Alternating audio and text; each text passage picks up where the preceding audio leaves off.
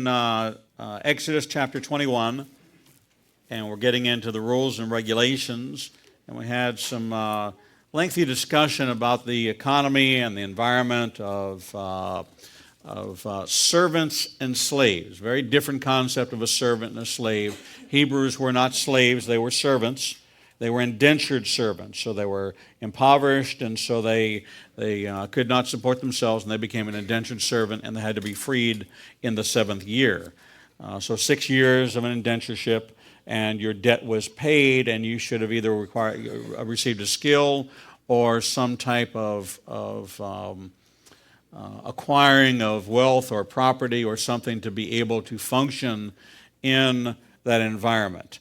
Now, we had some discussion, and when we got into chapter 21, verse 7, we came to when a man sells his daughter as a slave, she shall not be freed as male slaves are. And who asked me the question? Somebody asked me the question of why were daughters sold? Why would a father sell his daughter? Who asked me that question? Sandy asked me that question. It didn't get answered, did it? Okay, so I did the research for you. And a father would sell his daughter for a couple of reasons. If he was poor, he would sell his daughter to be a servant or concubine, then the girl's father would receive the sale price. So he would receive money for it, right? And would not have to, that he was betting on the fact that she would get a husband without a dowry. So he could not afford. So she would be unmarried. Basically, she would never have the opportunity to marry. And this was a vehicle in which was used to place her with a family where hopefully that she would be able to serve, okay, and find favor with somebody in the family, and she wouldn't have to have a dowry because he just couldn't afford it. And so in that environment, that was the only way to get a better life for your family. So he would get a better life for himself, and she would get a better life and be placed in a place where she would get food. The rules about servanthood and how slaves were treated is the foundation of all of our laws and justice system into how to properly treat people who work for you. All of our labor laws today, okay, have evolved from this concept of how to treat people. Okay? Things about how to give them, when to take a break, and you have to give them an opportunity to get a meal, and you have to give them bathroom breaks and things like that, all grew out of this whole God's order of his system of justice. And so that was the environment that they were in, and these were and there was a system in place of servanthood.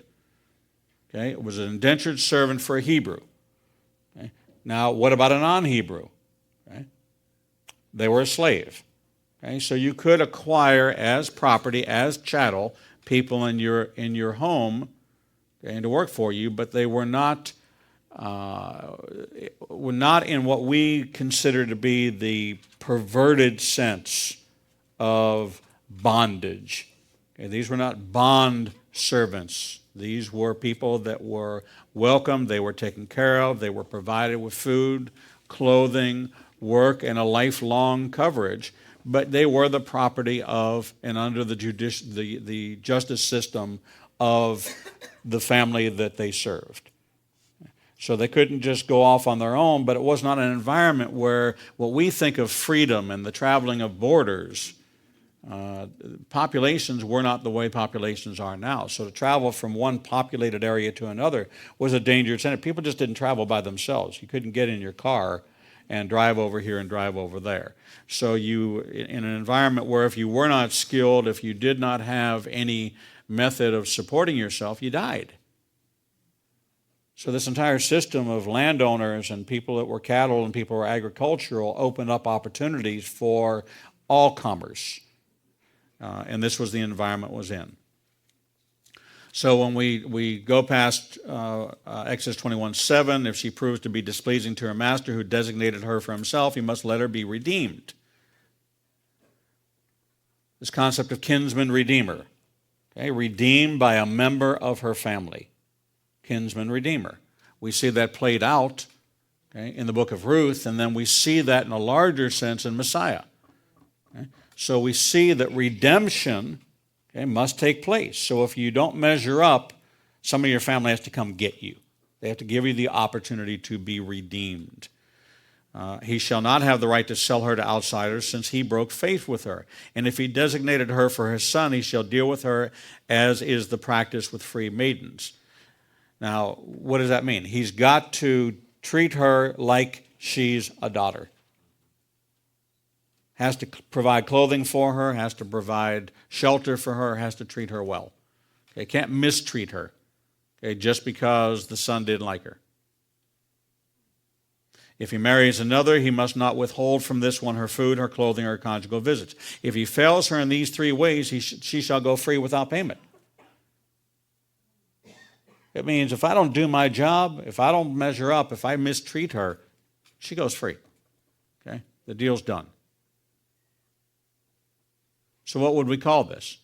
We would call this, if there's a breach of contract on the part of the employer, if they fail to provide, like these labor contracts, if you fail to provide the things that you've agreed to under the binding arbitration or binding obligation of the contract specified as to what the performance is. Okay? If you as the employer fail to perform, they go for free. Yes? Question is, who do they go to then? Do they go to the rabbi? They go to the judges. Actually, you know, at this point we have the conversation with Jethro, who says to Moses, you need to have people appointed, you need to put this system into place, so that system's established. And so they go to these people that are responsible for various pockets. They go to those judges. Right? And that's how it's adjudicated. And actually, that's how these transactions were done, with a justice system of judges in place that handled those matters. So if he fails her in these ways, she shall go free without payment. He who fatally strikes a man shall be put to death. If he did not do it by design or intentionally, but it came about as an act of God, I will assign you a place to which he can flee. So, what happens? Okay, you go off to, not prison, but you go off to an area. Okay, we have it now as we have jail. Okay, you go into custody, you go somewhere else until this matter sorts itself out, until we can determine to what degree what happened. We can investigate. And we begin to see that this looks just like it looks today. Okay? So the crime's been committed, somebody dies, they now have CSI come in. Okay? They investigate, and what do? They say, look, you're involved in this, you need to go over here. Okay? We got a victim. Okay? We need to investigate how this happened. We need to put together the pieces. Okay? And then we'll design what it is, because there's a system of compensation. In the same way there is today, that there has to be a system of compensation. Now, many people think that the eye for an eye and a tooth for tooth is barbaric, but the concept of an eye for an eye and a tooth for a tooth is the foundation of the punishment must fit the crime. And if any of you have ever been involved in anything where punishment had to be levied against you for anything, you would certainly want the punishment to be fair. You certainly wouldn't want to be sentenced to life in prison for shoplifting. And you'd certainly be upset and figure that it was unjust. So the whole concept of the punishment must fit the crime establishes clearly, right in here, that an eye for an eye and a tooth for tooth is not a barbaric thing. It's actually the foundation of our justice system and the entire concept. So when a man schemes against another and kills him treacherously, you shall take him from my very altar to be put to death. Justice is swift. This is that due process. Where is the concept of due process? That you can't just take somebody, arrest them, find them guilty, and let them linger forever with this fear and this tormenting. Okay? Justice is swift. And if justice is swift, then the suffering that you suffer shall be immediate. Okay? It's cruel to make you linger. Okay? So this is a system of justice that God has established. He who strikes his father or mother shall be put to death. Fifth commandment. Not Fifth Amendment. Fifth commandment. Okay. He who kidnaps a man, whether he has sold him or is still holding him, shall be put to death. Why this concept of attacks on man requires death? Anybody know what this is, the very heart of this? A huge, why should you not murder? Created in the image of God. That's exactly right. Okay? You're created in the image of God. So when you defile another person, you're defiling the image of God. When you attack another person, you're attacking the image of God. When you deface yourself, you're defacing the image of God. When you have self-inflicted, some people cut. Some people do things to themselves. When they do that, they're defiling the image of God. It's a much bigger picture than, oh, well, I'm my own person and I'm responsible. It's my body and I'll do with it what. Sorry. You know, in your postmodern thought, sure, it's your body. So raise your hand if you made your own body.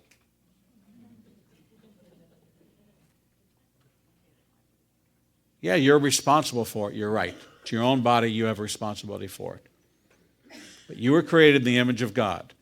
Okay? And he tells you that, so would you go deface an image of God? How many people are appalled if a Bible falls, or thinking about throwing a Bible away, or burning a Bible, or taking a crucifix? Okay? Or Yeshua on a crucifix, or a statue of Yeshua and whittling on it, or painting it, or writing on it. You'd feel funny about that, wouldn't you? That would bother you. Okay? So if it's a wooden object and it's an image of God, you would be upset about that.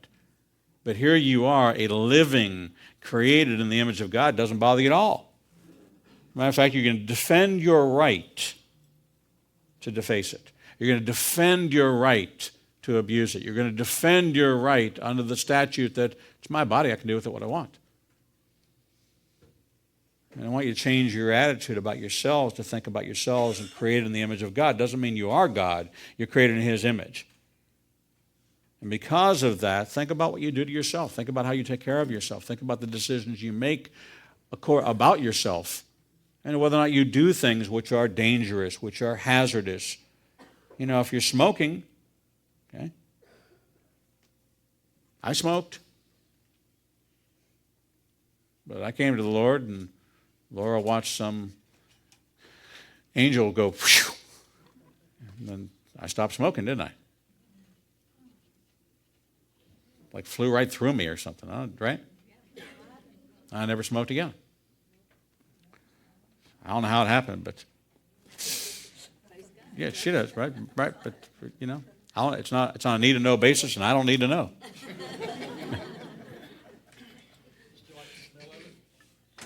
Do I like the smell of it? Yeah, occasionally. Yeah, occasionally I'll get a whiff. Too much of it. A little hint of smoke perfume. You know, right? But other than that, I mean, but longer than that, no, it stinks. But just a little hint, you know, a little ode to tobacco. You know, that's right. Marlboro No. 5. Yeah, you know. You know what I'm saying? But, you know. They use tobacco? Right, see? Lagerfeld uses tobacco, and that's it, right. That's why a lot of men like the smell of Lagerfeld. See? Yeah, Marlboro No. 5. That's it. Right? You get what I'm saying, don't you? You have a scripture? You want to...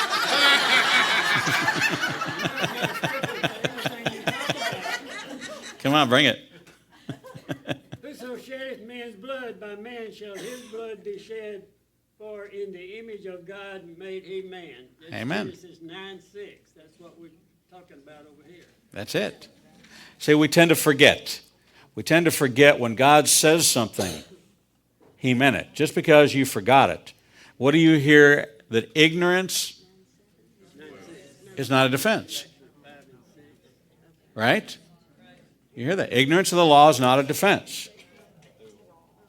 He told you in the very beginning, I created you in my image. You shouldn't kill people. Okay? So now that we talk about these kind of things and the consequences of it, okay, and the overriding impact of all of it, we say, oh, well, that's barbaric. That's not right. That's not right. Well, wait a second. It's either all true and it's all right, or it's all a lie and it's all wrong. It's not the pick and choose Bible, although our friend wrote the perfect Bible, Paul Lapidus. Dr. Paul Lapidus, who's the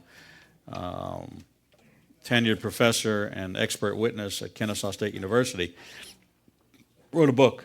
It's called The Perfect Bible. You ever see it? Well, he published it. It's called The Perfect Bible. And you open it up and all the pages are blank. It's called the Perfect Bible, the Pick and Choose translation. Okay. And it's beautifully hardbound with a beautiful, dust cover on it. And it's really, raised letters. And you think, oh man, this is nice. And you open up and all the pages are blank. Because that's right. It's the Pick and Choose translation. So you pick which scriptures you like and get rid of the rest. So he actually Facebooked me and told me he was sending me some of those. I didn't get them yet, but I'll show them to you. I saw a hand up. John. Yeah, I didn't realize that when it says, and selleth him, that would make that whole story of Joseph's brothers and that reunion so much more powerful because they were supposed to be put to death for selling his brothers. Correct. And he spared their lives. He really and truly spared their lives. It's a whole. It's very rich and it's very deep and it's all connected. And if you don't see the connection, part of this study is for the purpose of you connecting the dots.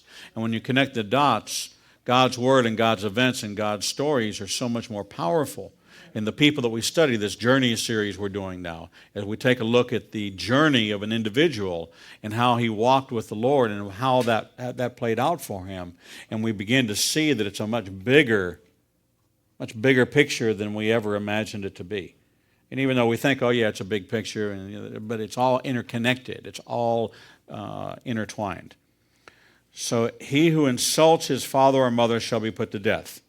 How many of us would be alive today? I think that my parents would have it would have been justifiable retroactive birth control. That would have been the defense. It was justifiable retroactive birth control. Okay? The warranty period was about to expire and we decided to put them back. So that's exactly right. That's right. Right. All throughout Pittsburgh there were these billboards of my picture and it said, "Don't let this happen to you." Planned Parenthood. So. So, Rabbi, why is this in here if it's not as horrible today as it was then? What happened here? Why is the gospel in here and it's all watered down? Why is it heaven and hell? Oh, did I say? Oh my goodness, I'm in the pulpit and I said hell? Sin. Oh my goodness. Laura got upset with me because I was walking around the house using 4-letter words. Wash. But we've taken all this. We've taken God's word and we've made it convenient. We've sanitized it to the point of making it work for us. All of its authority is gone. Okay?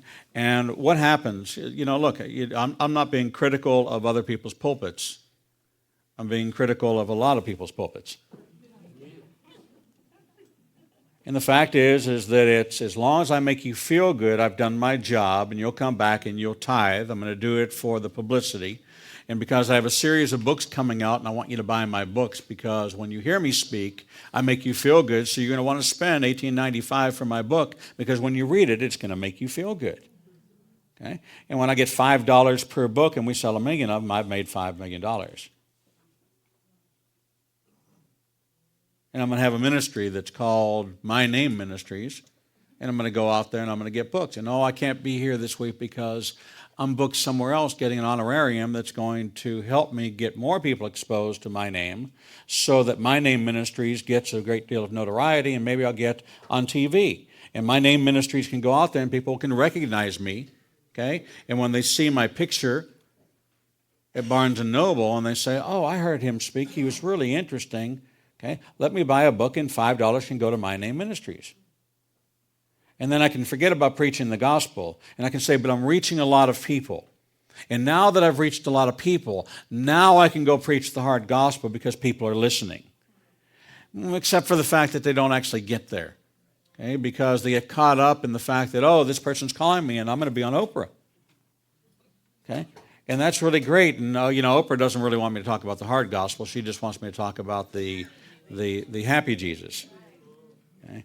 And, you know, okay? You know, the happy Jesus. You know. And so this is what happens, and people get enamored. Okay? So when people say to me, well, Rabbi, are you going to do TV? No. Okay? I'm not interested in Eric Walker Ministries. You know my policy. I don't take honorariums. Okay? When we go up to Huntsville and I preach up in Huntsville and they give a check, it's to Bethel. Okay?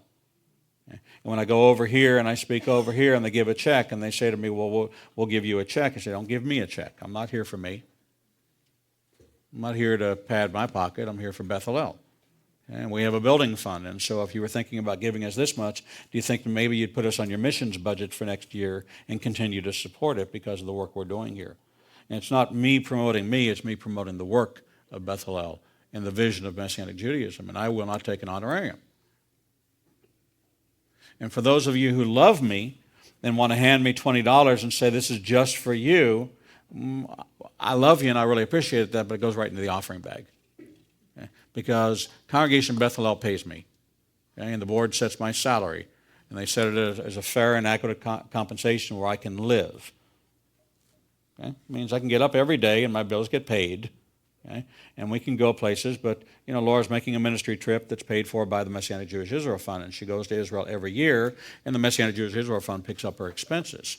Okay? So she can go distribute humanitarian aid. So when people say, oh, well, you spend a month out of every year in Israel, wow, that must be expensive. Well, it is for the ministry of the Messianic Jewish Israel Fund, run by other people that have invited her to be a participant in that, who take her to Israel because she's so effective and the people love her there, and doors are open because she's very faithful to be able to serve. And she's there as a note taker, as a receipt carrier, as an arrangement maker, as a booking secretary, as a travel agent, as a medical representative trying to arrange for medical care for anybody that's involved in the ministry that happens to get sick. She's the one that goes to the drugstore. She's the one in the middle of the night calling me, okay, saying, I need help with this or I need help with that. And so she's not over there. Let me tell you, she needs weeks after she gets back. She runs the whole time, works the whole time, makes all the arrangements. They're up till the wee hours of the night editing things and arranging things and driving places and taking care of details. So it's certainly no luxury trip. But we have a policy about that. Time is short. I don't have time to go on trips. We've canceled all of our involvement in doing benefit cruises. Yeah, I worked like a dog on those cruises.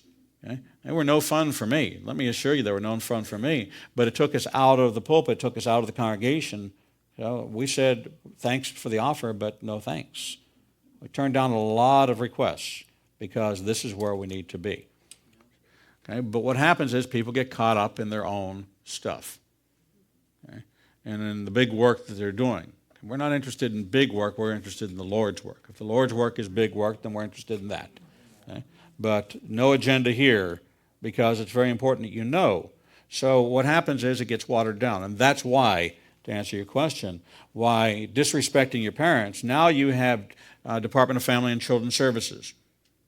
Okay? Oh, well, I'm just going to call them up. I say, let me dial the number. We've gotten into this entitlement society where people don't have to be held accountable. Okay? And in God's economy, everything's accountable. Every word that comes out of your mouth, there's accountability for. And this was God's system of justice. Till we understand what it says in 1 Samuel, that obedience is better than sacrifice. Why? Because with obedience, there's always sacrifice, but with sacrifice, there's not always obedience. But no obedience comes without a sacrifice. But much sacrifice comes without obedience.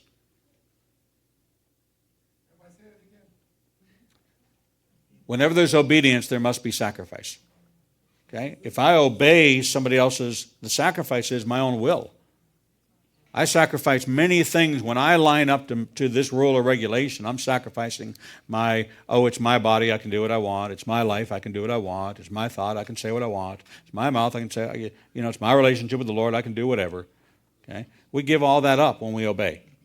Okay? So we sacrifice a lot. Okay? But sacrifice, I don't have to be obedient. I pay the cover charge and I go drink all night. Okay? Made the sacrifice.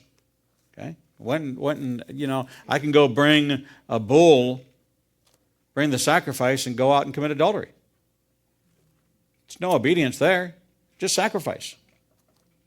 What have I done? Oh, I've given up a little money. I can pay my tithe. I bring an offering, okay, and then think that's going to buy me whatever. The Lord would rather have you obey His word. He tells you there's blessings in there for tithing, for offerings. There's all kinds of blessings. He gives you instruction. He tells you to bring the first fruit. Okay? And you have Shavuot, Pentecost coming up, which is Yom HaBikurim, the Feast of First Fruits. Okay? When there's to be a special offering, first fruit offering to the Lord. Passover is a first fruit offering to the Lord. Okay? To bring the best of what He's provided to you to Him for that time. And there's a special blessing for you, okay, for the obedience of the sacrifice. Okay? But obedience is better. If you have a choice between the two, obey. Okay? Because you can make sacrifice without obedience. Okay? You cannot be obedient without sacrifice. All right? So on the other hand, yes? I remember in the 60s as a young person being so puzzled by, because I noticed it was like a mantra, the generation gap, and I've always been kind of interested in history, and I thought,